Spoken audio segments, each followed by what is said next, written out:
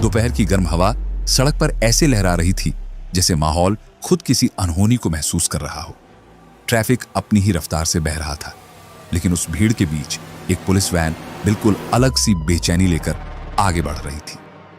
Van की पिछली seat पर हथकड़ियों में बैठे संदीप उर्फ काला झटेड़ी का चेहरा शांत था, पर उसकी आंखें बता रही थीं कि वह हर गुजरते पल को गिन रहा है। उसकी निगाहें बाहर की दुनिया को ऐसे टटोल रही थीं जैसे उसे पता हो कि कुछ बड़ा होने वाला है। और फिर ठीक उसी पल सड़क पर एक काली स्कॉर्पियो बिजली की तरह उछली। उसने वैन को ओवरटेक किया और अचानक तिरछी खड़ी हो गई। ड्राइवर ने ब्रेक मारा, वैन झटके से रुकी और उससे पहले कि पुलिस वाले समझ पाते कि माजरा क्या है, 4 नकाबपोश दरवाजे खोलकर बाहर कूदे। गोलियों की आवाज ने हवा को चीर दिया। वैन के शीशे टूटकर केबिन में बिखर गए। पुलिसकर्मी संभलने की कोशिश कर रहे थे, लेकिन हमलावरों की रफ्तार किसी फिल्मी दृश्य जैसी थी। तभी एक नकाबपोश ने लाल मिर्च पाउडर का बम फेंका। हवा में लाल धूल फैल गई और वैन के अंदर बैठे पुलिसकर्मी आंखें मलते रह गए। इस मौके का फायदा उठाकर एक हमलावर चिल्लाया, भाई वक्त आ गया, नीचे कूदो जल्दी। काला झटेड़ी समझ गया कि उसके आदमी आ पहुंचे हैं। हाथ हथकड़ियों में थे, फिर भी वह इतनी तेजी से नीचे उतरा कि लगता था महीनों से इसी पल का इंतजार कर रहा था। धूल और गोलियों के बीच उसके गुर्गों ने उसे चारों तरफ से ढाल की तरह घेर लिया और स्कॉर्पियो की ओर भागने लगे। एक कांस्टेबल ने साहस जुटाकर पकड़ने की कोशिश की, लेकिन एक हमलावर ने हवा में गोली चलाते हुए कहा, हटो, नुकसान नहीं चाहते, बस रास्ता दो। कुछ सेकंड में काला झटेड़ी स्कॉर्पियो में बैठ चुका था। दरवाजा बंद हुआ, गाड़ी गरजी और टायरों की चीख के साथ स्कॉर्पियो सड़क पर धुआं छोड़ती हुई दूर निकल गई। पीछे खुले दरवाजे वाली वैन, घायल सिपाही और एक अविश्वास से भरी हवा रह गई। फरवरी 2020 की वह दोपहर हरियाणा पुलिस के लिए एक झटका थी। दिनदहाड़े हिरासत से काला झटेड़ी को छोड़ा ले जाना सिर्फ साहस नहीं, उनकी तैयारी और बेखौफी का सबूत था। इस वारदात ने उसके नाम में एक और परत जोड़ दी, दहशत की परत। लेकिन उसकी कहानी सिर्फ उस फरारी तक सीमित नहीं है। असली किस्सा शुरू होता है बहुत पहले, एक छोटे गांव के लड़के से, जिसकी जिंदगी सामान्य सपनों से शुरू हुई और अपराध की भीड़ में खो गई। संदीप का जन्म हरियाणा के सोनीपत जिले के गांव झटेड़ी में हुआ था। उसके पिता खेती करते थे, घर बिल्कुल साधारण था। संदीप बचपन में पतला दुबला और शांत स्वभाव का बच्चा था, न कोई गुस्सा न कोई झगड़ालूपन। 10वीं और 12वीं की पढ़ाई पूरी की, फिर कुछ वक्त केबल ऑपरेटर का काम किया। घर वाले उम्मीद करते थे कि लड़का धीरे धीरे संभल जाएगा, जिंदगी बना लेगा। लेकिन जिंदगी का रास्ता अक्सर वैसा नहीं होता जैसा परिवार सोचता है। सांवले रंग की वजह से उसे बचपन से काला कहा जाता था और गांव के नाम से झटेड़ी। दोनों मिलकर उसके भविष्य का ऐसा नाम बनाएंगे, कोई सोच भी नहीं सकता था। किशोरावस्था तक सब ठीक था, लेकिन जैसे ही वह जवानी में कदम रखा, संगत बदलने लगी। आसपास के कुछ लड़के जो छोटे मोटे झगड़े और चोरी चकारी करते थे, उन्हीं के साथ वह घूमने लगा।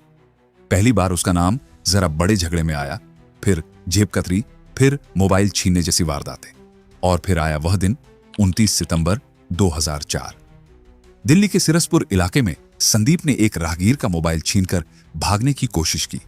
किस्मत उस दिन उसके साथ नहीं थी। पुलिस ने उसे मौके पर ही पकड़ लिया। यह उसका पहला केस था जो समयपुर बादली थाने में दर्ज हुआ।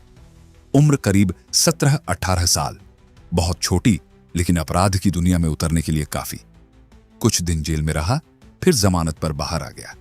पर जेल ने उसके अंदर कुछ बदल दिया था। वहां मिले अपराधी, वहां सुनी कहानियां, सबने उसे उसी अंधेरी राह की तरफ धकेल दिया। वहां उसका सांवला रंग और गांव का नाम उसकी पहचान बन गए थे। कैदी उसे काला झटेड़ी कहने लगे और बाहर निकलते ही उसने इसे अपना नाम बना लिया।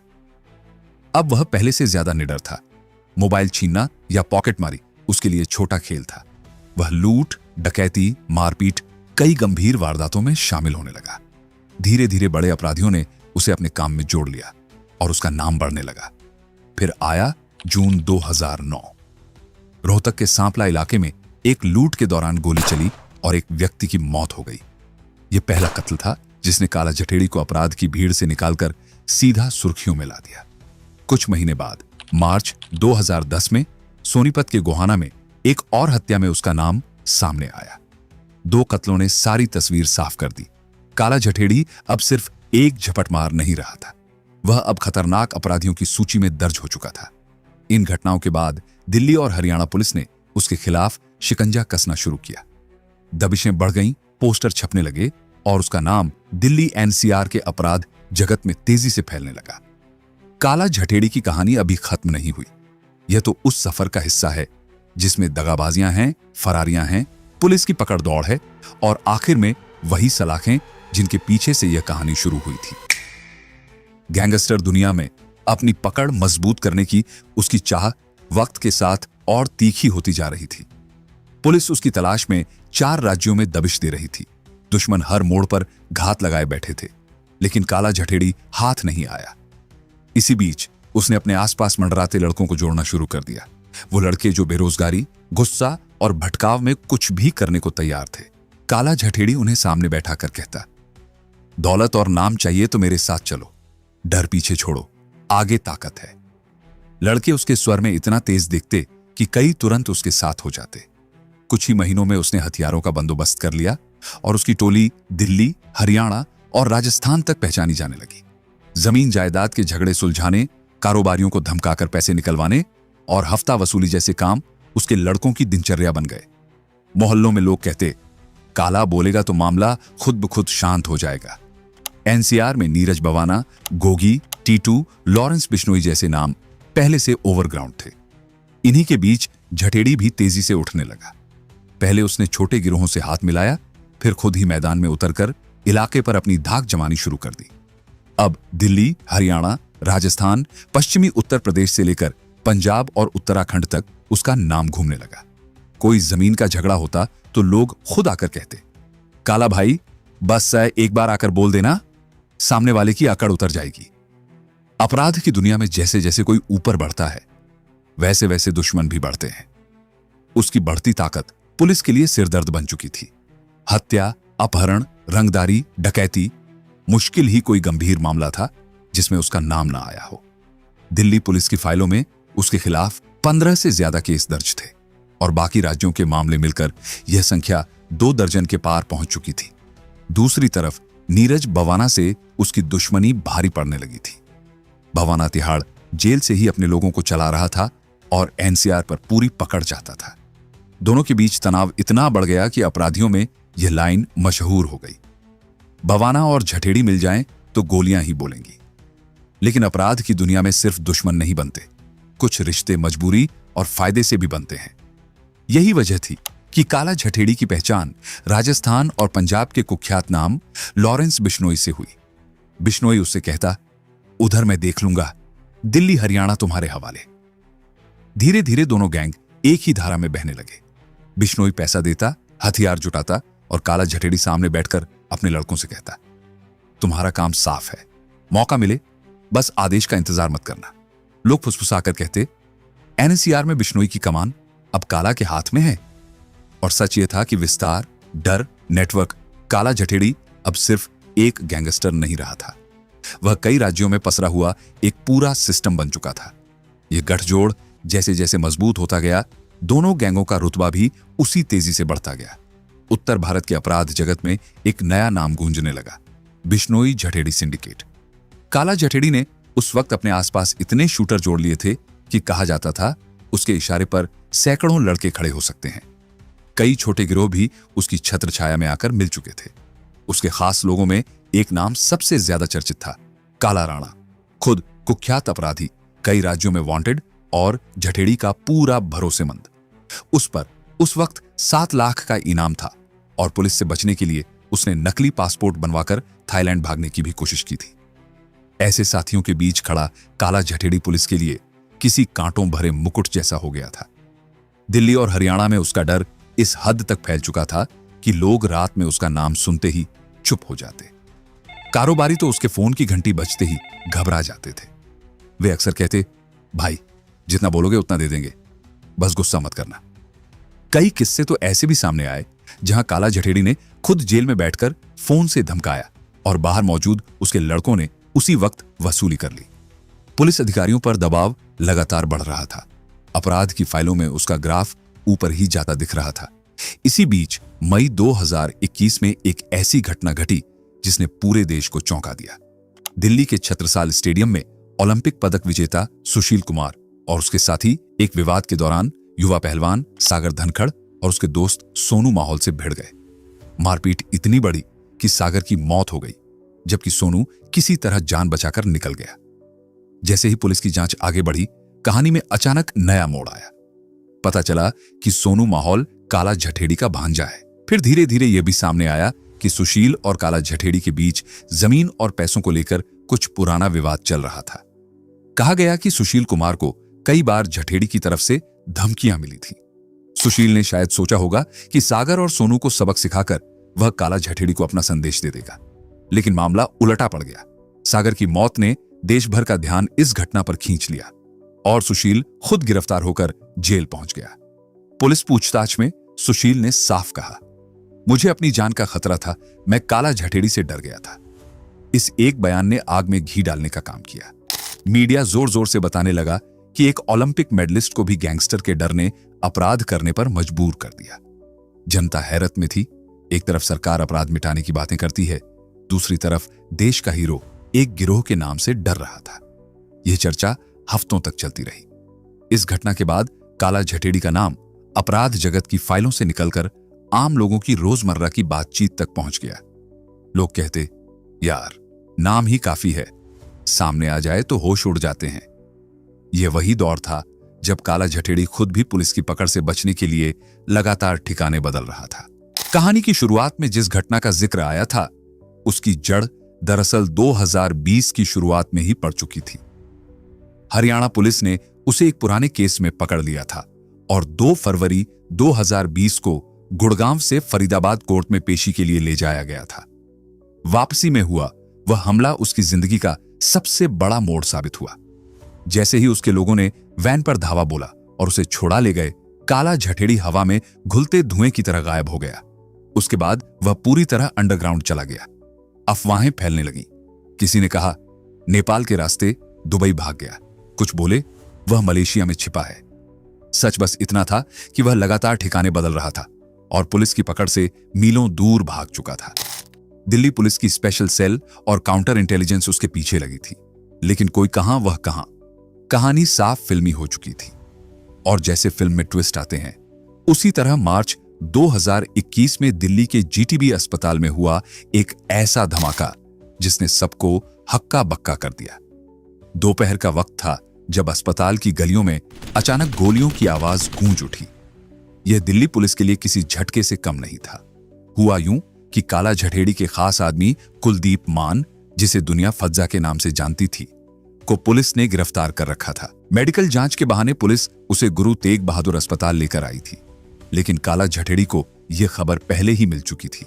उसने अपने लोगों से कहा था, देखो मौका यही है, फज्जा को आज ही बाहर निकालना है, चूकना मत। अस्पताल के बाहर कुछ गाड़ियां आकर इस तरह रुकी जैसे कोई आधिकारिक टीम पहुंची हो। कई लोग पुलिस की तरह की वर्दी पहने थे और गाड़ियों पर भी पुलिस के स्टिकर लगे थे। एक सिपाही ने उन्हें देखकर पूछा, किस मामले में आए हो? सामने खड़े आदमी ने हल्की मुस्कान के साथ कहा, अंदर से बुलावा आया है, फौरन जाना है। और इसके तुरंत बाद तड़तड़ाहट की आवाजें उठी। असली पुलिसकर्मियों पर गोलियां चलने लगी। लोग चीखते हुए गलियारों में इधर उधर भागने लगे। डॉक्टर, मरीज, स्टाफ, किसी को समझ नहीं आया कि अचानक यह तूफान कहां से आ गया। इसी अफरा तफरी में काला झठेड़ी के लोग फज्जा को पुलिस की पकड़ से खींचकर बाहर लाए।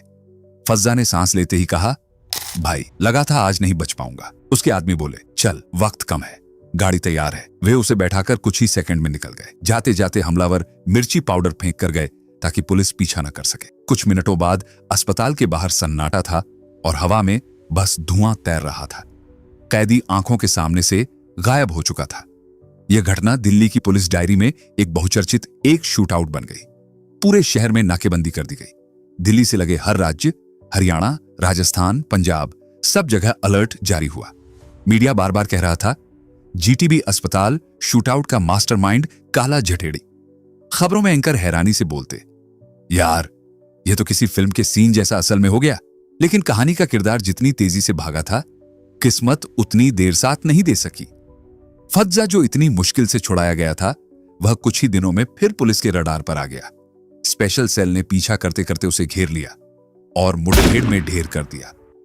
काला झठेड़ी का एक और करीबी रवि मलिक भी उसी एनकाउंटर में मारा गया। पुलिस लगातार दबाव बढ़ा रही थी और उसके कई साथी एक एक कर या तो गिरफ्तार हो रहे थे या गोलीबारी में खत्म हो रहे थे। लेकिन काला झठेड़ी वह अब भी कहीं नहीं मिल रहा था। जीटीबी अस्पताल कांड के बाद उसके लिए दिल्ली से लेकर हरियाणा, राजस्थान, पंजाब तक की स्पेशल टीमें तैनात कर दी गईं। हर थाने में उसका पोस्टर लगा था, हर वायरलेस संदेश में उसका नाम गूंजता था। पुलिसकर्मी कहते, यह आदमी जहां होगा ना, खुद को बहुत चालाक समझ रहा होगा, लेकिन वक्त ज्यादा नहीं है, पकड़ जरूर आएगा। पर उस वक्त की हकीकत यही थी, काला झठेड़ी गायब था और पूरा उत्तर भारत उसके नाम से दहल रहा था। काला झठेड़ी की फरारी पुलिस के लिए ऐसा सिरदर्द बन चुकी थी कि हर दिन नई रणनीति बनानी पड़ रही थी। उसके संभावित ठिकानों पर लगातार छापे पड़ते रहे। 6 महीनों में 40 से ज्यादा रेड अलग अलग राज्यों में हो चुकी थी। दिल्ली, हरियाणा, पंजाब, उत्तर प्रदेश, उत्तराखंड, राजस्थान, मध्य प्रदेश, बिहार, हिमाचल, गोवा से लेकर महाराष्ट्र तक, जहां भी उसके होने की फुसफुसाहट मिलती, पुलिस उसी वक्त वहां दस्तक दे देती। मगर हर बार नतीजा वही। वो यहां से कुछ घंटे पहले निकला है। कई बार तो पुलिस को रास्ते में ही पता चलता कि वह कुछ मिनट पहले पीछे की गली से भाग निकला। गोवा के एक रिसोर्ट की टिप सबसे पक्की मानी गई थी, पर वहां भी खाली कमरे मिले। ऐसा लगता था मानो झठेड़ी खुद यह खेल खेल रहा हो, बिल्ली और चूहे का खेल, जिसमें वह हर चाल पहले से भांप लेता था। कभी उधर पुलिस के भीतर से आवाज आती, यार यह आदमी हमें चकमा कैसे दे देता है हर बार, और जवाब मिलता, वक्त पर ठिकाना बदल देता है, कोई समझ नहीं पाता। पुलिस ने एडी चोटी का जोर लगा दिया था। एक समय तो लॉरेंस बिश्नोई को रिमांड पर लेकर पूछताछ भी की गई। बिश्नोई उस वक्त जेल में था। पुलिस को उम्मीद थी कि उसके जरिए झठेड़ी के ठिकाने का कुछ सुराग मिल जाएगा। लॉरेंस ने कुछ जगहों के नाम भी बताए, लेकिन चालाक झठेड़ी शायद बहुत पहले ही ठिकाने बदल चुका था, या उसे भनक लग गई थी कि पुलिस उसके पीछे उसी तर्ज पर चल रही है। आखिर वह सुबह भी आ गई जिसका महीनों से इंतजार था। जुलाई 2021 की एक तपती सुबह दिल्ली पुलिस की स्पेशल सेल को एक मजबूत और भरोसेमंद जानकारी मिली। काला झठेड़ी अपनी प्रेमिका अनुराधा के साथ उत्तर प्रदेश के सहारनपुर में एक परिचित के फार्म हाउस में छिपा है।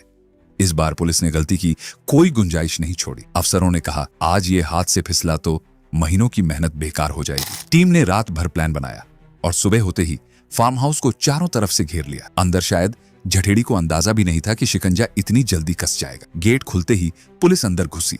झठेड़ी कुछ पल के लिए घबरा गया, बोला, इतनी जल्दी कैसे? लेकिन वक्त उसके हाथ से निकल चुका था।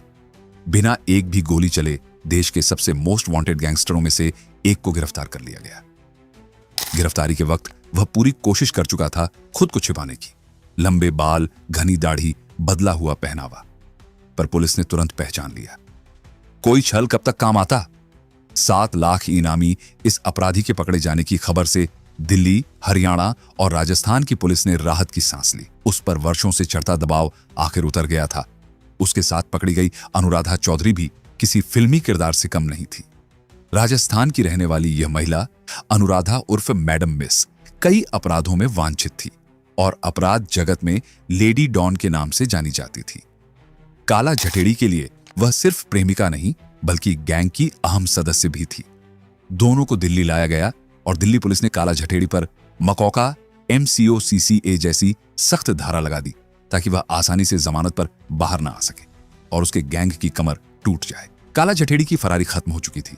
उसके खिलाफ दिल्ली, हरियाणा, पंजाब, राजस्थान और उत्तर प्रदेश में 30 से 40 तक गंभीर मुकदमे दर्ज थे। प्रेस कॉन्फ्रेंस में पुलिस ने बताया कि कैसे 6 महीनों तक 12 राज्यों में भाग दौड़कर यह गिरफ्तारी संभव हुई। सारी जगह पर हमारी टीम इसके पीछे पीछे, या बल्कि मैं कहूँ उन टेक्निकल गैस एस्टिमेट्स के पीछे पीछे लगी रही और अंततोगत्वा कल दोपहर बाद इसको सहारनपुर से गिरफ्तार किया गया। इसी दौरान यह भी सामने आया कि अनुराधा और झठेड़ी फरारी के दिनों में एक दूसरे के करीब आ गए थे। लॉरेंस बिश्नोई जैसे कुख्यात नाम भी उनकी मदद कर रहे थे। यहां तक कि कहा गया कि काला झठेड़ी दुबई और मलेशिया में बैठकर भी फोन के जरिए भारत में अपने गिरोह को चलाता रहा था और यहीं से उसकी कहानी में एक नई परत जुड़ती है, उसकी प्रेम कहानी जो अपराध की दुनिया के बीच पनपी और जिसने उसकी जिंदगी को एक अलग मोड़ दे दिया। काला झठेड़ी की फरारी पुलिस के लिए किसी अंतहीन सपने की तरह बन चुकी थी। देश के आधे नक्शे पर पुलिस उसकी छाया ढूंढ रही थी, लेकिन हर बार होता वही, जैसे वो कोई भूत हो जो हाथ आते आते हवा में घुल जाता था। एक अफसर ने थककर कहा, यार ये आदमी किसी और ही दुनिया का लगता है, पहुंचते हैं तो पहले ही उड़नछू। दूसरा बोला, वक्त से पहले खबर मिल जाती है इसे, अंदर कोई मदद कर रहा होगा। अपराध और गोलियों से भरी उस दुनिया में जहां भरोसे की उम्र कुछ घंटों की होती है, वहीं काला झटेड़ी की जिंदगी में एक अनहोनी सी दस्तक हुई, प्यार की। पुलिस ने जिस महिला को उसके साथ पकड़ा था उसी का नाम था अनुराधा चौधरी। सहारनपुर के उस फार्म हाउस में दोनों साथ मिले थे, पर दोनों की कहानी उसे कहीं पहले शुरू होकर कहीं और ही मोड़ ले चुकी थी। अनुराधा राजस्थान की रहने वाली थी और उसका अतीत भी किसी फिल्म की पटकथा जैसा रोमांचक था। वह कभी कुख्यात गैंगस्टर आनंदपाल सिंह की बेहद भरोसेमंद साथी रही थी। 2017 में आनंदपाल का एनकाउंटर हुआ और उसके बाद हालात बदले। अनुराधा ने अपने रास्ते नए सिरे से बनाने शुरू किए और धीरे धीरे ऐसी दुनिया में कदम रखा जहां लोग उसे रिवॉल्वर रानी, लेडी डॉन, मैडम मिस कई नामों से जानने लगे। बंदूकें चलाना, AK-47 संभालना, डर के बिना फैसले करना उसके लिए रोजमर्रा की बात थी। काला झटेड़ी और अनुराधा की पहली मुलाकात भी किसी सीक्रेट ऑपरेशन जैसी थी। 2020 में जब काला फरार था और एक एक पल पुलिस को चकमा देता घूम रहा था, तब दोनों किसी काम के सिलसिले में आमने सामने आए। मुलाकात छोटी सी थी पर असर गहरा। शायद दोनों को एक दूसरे की आंखों में वही बेचैनी, वही खतरे की महक, वही आजादी की भूख दिख गई थी। काला झटेड़ी ने बाद में अपने एक साथी से कहा था, ये लड़की अलग है, डर नहीं है इसके अंदर, बातों में भी आग है। साथी ने हंसकर जवाब दिया था, भाई इसको कम मत समझना, ये अकेली दो गिरोह संभाल सकती है। अनुराधा पढ़ी लिखी थी, कंप्यूटर एप्लीकेशन में ग्रेजुएशन, अंग्रेजी पर अच्छी पकड़। दोनों साथ साथ छुपते, ठिकाने बदलते और एक दूसरे को बचाते। यही सफर धीरे धीरे साझेदारी से आगे बढ़कर मोहब्बत में बदल गया। दो मोस्ट वांटेड, दो बागी, जिनकी जिंदगी भागते दौड़ते कट रही थी, लेकिन भागने के उस दौर में ही वे सबसे करीब आ गए।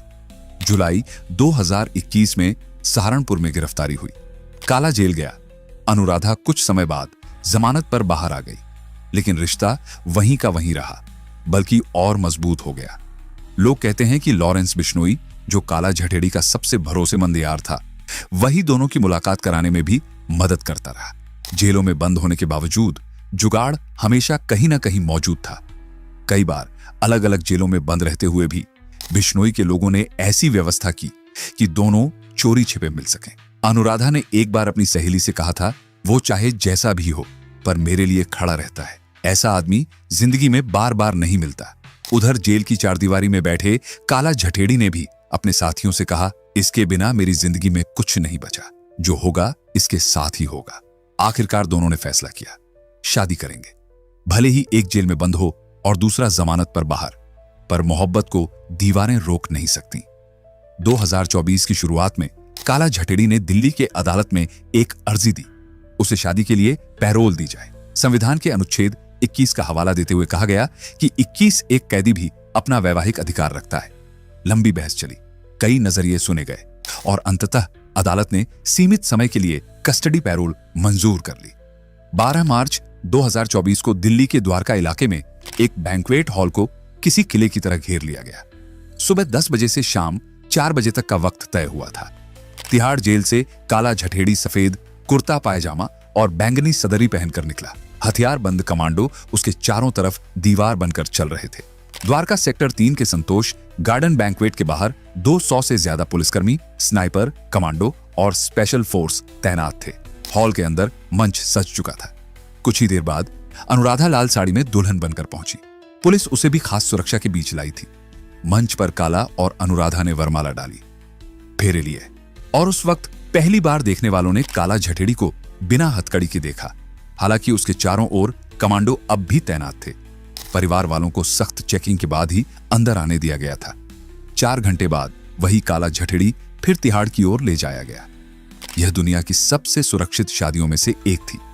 अगले दिन उसे अपने गांव झटेड़ी ले जाकर गृह प्रवेश कराया गया। वहां भी हर कोने पर वर्दी पहरा दे रही थी। इस तरह उस गैंगस्टर की जिंदगी में एक अध्याय जुड़ गया, प्यार का, शादी का और सलाखों के बीच भी मोहब्बत की जीत का। शादी के बाद भी काला झटेड़ी की जिंदगी की उलझनें खत्म नहीं हुई। तिहाड़ की ऊंची दीवारों के पीछे वह एक बार फिर उसी अंधेरी दुनिया का कैदी बन गया था, जहां वक्त धीरे धीरे चलता है लेकिन ख्यालें तेज भागती रहती हैं। अदालतें, केस, तारीखें, FIR, सबकी फाइलें उसके सामने खुलने लगी। दिल्ली हरियाणा, राजस्थान, पंजाब और उत्तर प्रदेश, इन सबको जोड़ें तो 30 से 40 भारी भरकम केस उसके सिर पर लदे थे। कभी कभी रात को वह खुद से यही कहता, जिंदगी ने क्या क्या रंग दिखा दिए। गोली बंदूक से निकली कहानी अब अदालतों के कागजों में अटकी है। उधर पुलिस का शिकंजा भी कसता जा रहा था। सरकार उसकी काली कमाई को खत्म करने में लगी थी। जब्ती की नोटिसें एक के बाद एक आती रहीं। साथियों की गिरफ्तारी जारी थी। कुछ पुलिस की पकड़ में आए, कुछ गैंगवार में गिर गए। काला झठेड़ी भले सलाखों के पीछे था, पर उसके नाम से जुड़े किस्से गलियों में आज भी घूमते थे। फिर आया वह मोड़ जिसने सभी को हैरान कर दिया। जून 2025 में खबर फैली कि काला झठेड़ी ने अदालत से IVF की अनुमति मांगी है ताकि वह अनुराधा के साथ संतान पैदा कर सके। अदालत में उसकी अपील पढ़कर कई लोग दंग रह गए। कैदी, गैंगस्टर, मोस्ट वांटेड और अब पिता बनने की ख्वाहिश। उसने अदालत में कहा, हमने बहुत गलतियां की हैं, पर खानदान का पेड़ जिंदा रखना भी जरूरी है।